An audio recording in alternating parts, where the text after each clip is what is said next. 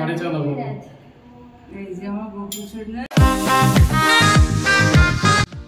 So hello সবাইকে, কেমন আছো তোমরা সবাই? আশা করি খুব ভালো আছো, আমিও খুব ভালো আছি।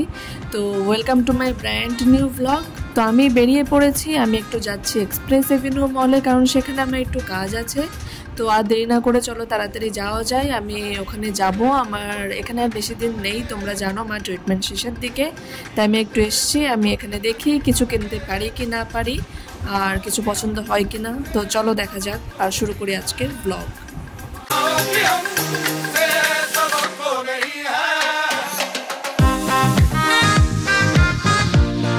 তো আমরা সকাল সকাল চলে এসেছি হসপিটালে, কারণ আজ আমাদের সাথে আছে ডক্টরের কনভারসেশন লাস্ট। হোপফুলি এখানে আর আমার আশা লাগবে না, এতদিন ধরে যে আমি আসছি সেটার আজকে শেষ হলো।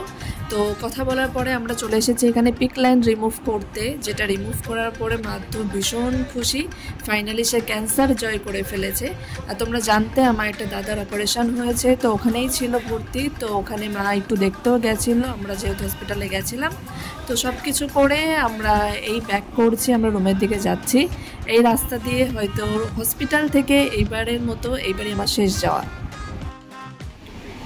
তো তোমরা তো দেখেই নিলে যে কালকে আমাদের হসপিটালের লাস্ট ডে ছিল। তো ফাইনালি মার পেট সিটি স্ক্যান করানো হয়েছে, আর ফাইনাল রেজাল্ট খুব ভালো এসছে। তো আমার এখন ক্যান্সার ফ্রি, থ্যাংক গড। আর তোমাদের সবার আশীর্বাদে ফাইনালি এই ব্যাটেলটা সে জিতে গেছে। তো এখন সময় এসেছে বাড়ি আসার। কালকে আমাদের লাস্ট ডে ছিল হসপিটালে। তো সমস্ত কিছু কমপ্লিট করে এসেছি, সবার কাছ থেকে ওপিনিয়ন নিয়ে এসেছি, সবার কাছ থেকে মানে যা করতে হবে নেক্সট ফলো আপ সব কিছু করে নিয়ে এসেছি। পিক লাইন রিমুভ হয়ে গেছে।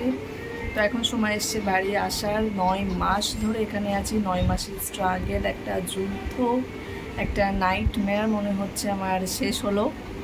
তোমাদের সাথে আমি আমার জার্নি সবটুকুই শেয়ার করেছি। তো তোমরা জানোই জার্নিটা কেমন ছিল, কতটা কঠিন ছিল, যেটাকে সবসময় ট্রাই করেছি সহজ বানানোর, সাহস দিয়ে, শক্তি দিয়ে, মানে মনের সাহস দিয়ে।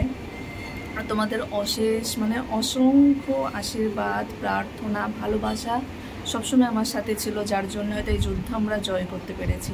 এই যুদ্ধে আমার মাকে আমি জয় করতে পেরেছি। ফাইনালি সে ডিক্লেয়ার হয়েছে ফ্রি, ক্যান্সার ফ্রি হিসাবে। তো এখন কোনো ট্রিটমেন্ট নেই। নেক্সট আমাদের 3 মাস পর পর ফলো আপে আসতে হবে, ফলো আপ শিডিউল বানিয়ে দিয়েছে।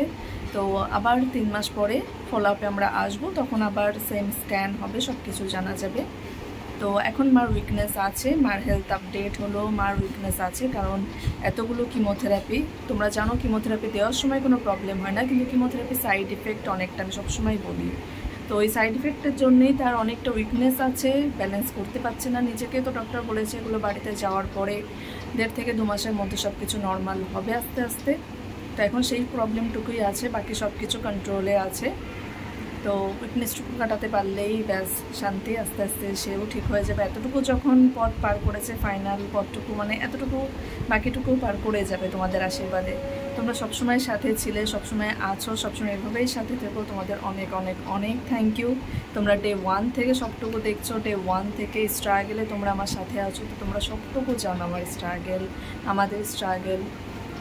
তো ফাইনালি তোমাদের আমি যত বলবো তত কম হবে। ভগবানের অশেষ কৃপা, তোমাদের অসংখ্য প্রার্থনায় ভগবান সাড়া দিয়েছে। ফাইনালি আমি বারবার আমি হয়তো কথাটা বলছি, কিন্তু এটা অনেক বড় শান্তি, অনেক বড় তৃপ্তি আমার, যে ফাইনালি মাকে নিয়ে বাড়ি ফিরছি।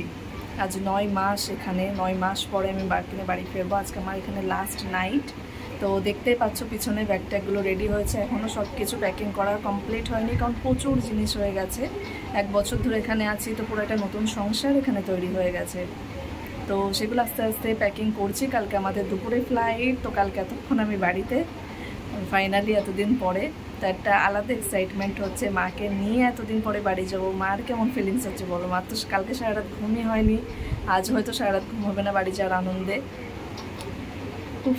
একটা অনেক অনেক রিলিফ পাচ্ছে, একটা ভগবানের অশেষ অশেষ অশেষ যত থ্যাংক ইউ বলবো তত কম হয়ে যাবে। ভগবানের অশেষ কৃপা আমাদের উপরে যে সব কিছু ঠিক হয়েছে। তো বাড়ি যাই, শুরু করি জীবনের নতুন চ্যাপ্টার। নতুনভাবে আবার জীবনটাকে শুরু করি, কারণ সব কিছু থেমেছিল। আর মনে হলো জীবনটা একটা ইউ টার্ন নিল সব কিছুর মধ্যে দিয়ে, নতুন করে একটা জীবন শুরু হবে সবারই, আমাদের সবারই, পুরো ফ্যামিলির। তো একটা ইউ টার্ন ছিল এখানে, তো সেটা আবার নতুন করে শুরু হবে, জীবনটা সবাইকেই শুরু করতে হবে।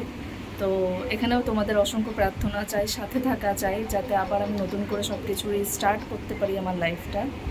তো এভাবেই যেভাবে সবসময় সাথে ছিলে, প্রার্থনা করেছো, এভাবে সবসময় প্রার্থনায় রেখো আমাদেরকে, আর সবসময় থেকো সাথে আমার। তো বাকি প্যাকিংগুলো করে নিয়ে বাড়ি যেতে যেতে আরও কথা হবে, আর তোমাদের সাথে সবটুকুই আমি শেয়ার করব, মার এক্সাইটমেন্ট। তো এই আমরা বেরিয়ে পড়েছি, এয়ারপোর্টের দিকে আমরা রওনা দিয়েছি। আর এই যে দেখতে পাচ্ছ, আমরা এখন আছি অ্যাপোলো হসপিটালের সামনে, যেখানে অলমোস্ট আমি লাস্ট 9 মান্থ থেকে ডেইলি আসছি। তো হোপফুলি আর এখানে আমার আপাতত আসা লাগবে না। আর আমরা এই এয়ারপোর্টে এসে গেছি, আর আমার কেবিনে সমস্ত কাজ হয়ে গেছে, গেটের সামনে ওয়েট করছি। এখন বাজে 1:36, আর আমার বোর্ডিং শুরু হবে 2:30 থেকে, কারণ আমার ফ্লাইট আছে 3টেই। এখানে মাও ওয়েট করছে, আর আমরা সবাই বসে আছি কখন ফ্লাইটে উঠবো আর বাড়ি যাবো।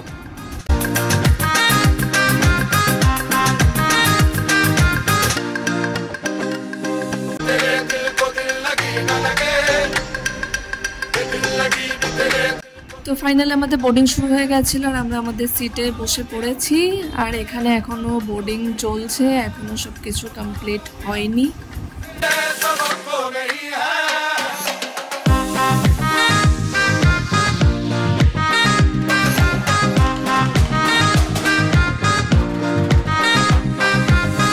Several months later.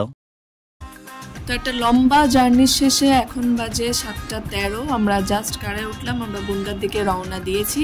আর এই যে আমার পেছনে আছে মা বসে। তো চলো আমরা এখন তাড়াতাড়ি বাড়ি যাই।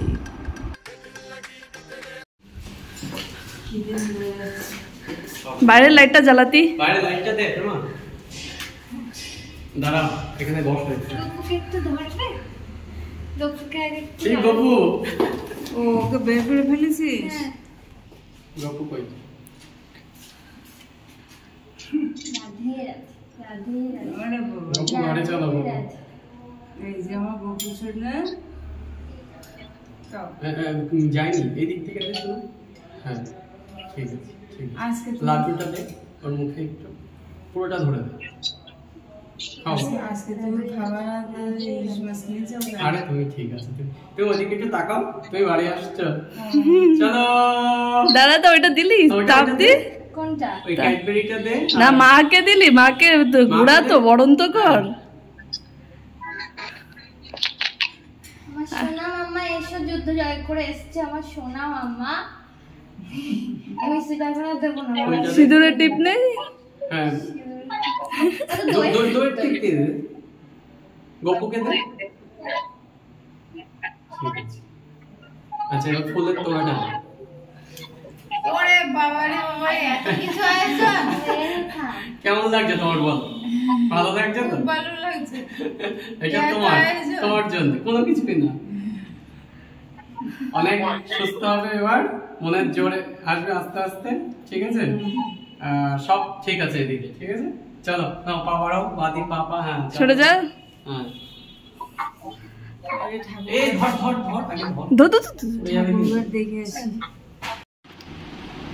Finally after a long journey আমরা বাড়ি 9 মাস পর।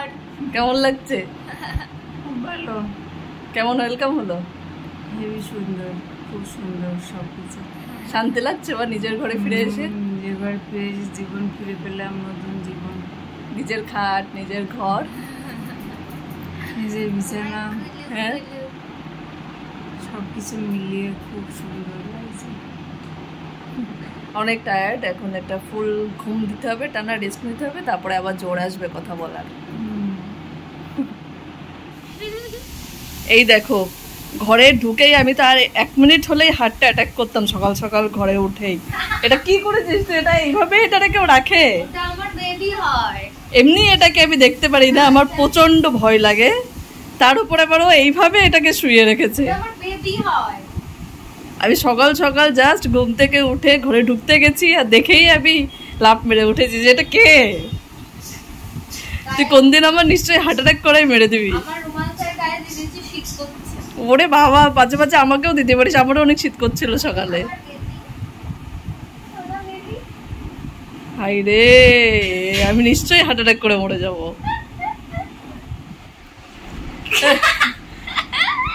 তো আমরা অনেক ভাবলাম, ভাবা পরে দেখলাম যে ওর তো একটা বেবি বেবি করে, কিন্তু বেবির কোনো নাম নেই, নামহীন বেবি। তো বেবির তো একটা নামটা রাখতে হবে নাকি? তা কিছু ভেবেছিস কি নাম রাখতে হবে? আমার বেবি হচ্ছে পার্থ। সেটা কৃষ্ণের আরেক নাম। তুই তো রাখিস না, সেটা তো আমি রাখলাম, আমাকে বলতে দে। না, আমি তো বলতে যেতাম, অ্যানাউন্সটা করতে যেতাম। প্রেমার বেবি পার্থ।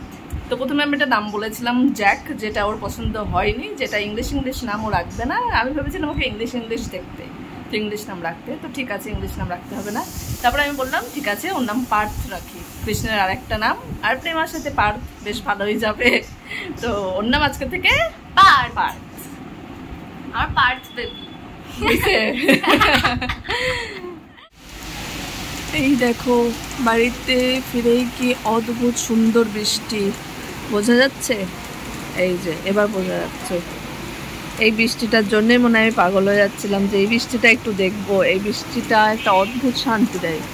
বৃষ্টি সবসময় একটা শান্তি দেয়, তবে এরকম জোরে জোরে একটা বৃষ্টি আমি দেখতে চাচ্ছিলাম। ভীষণ ভালো লাগে আমার, বৃষ্টি দেখতে ভীষণ ভালো লাগে। সেই শান্তিটাই এই বাড়িতে এসেই এই বৃষ্টিটা দেখে পেলাম। ও দারুণ দারুণ।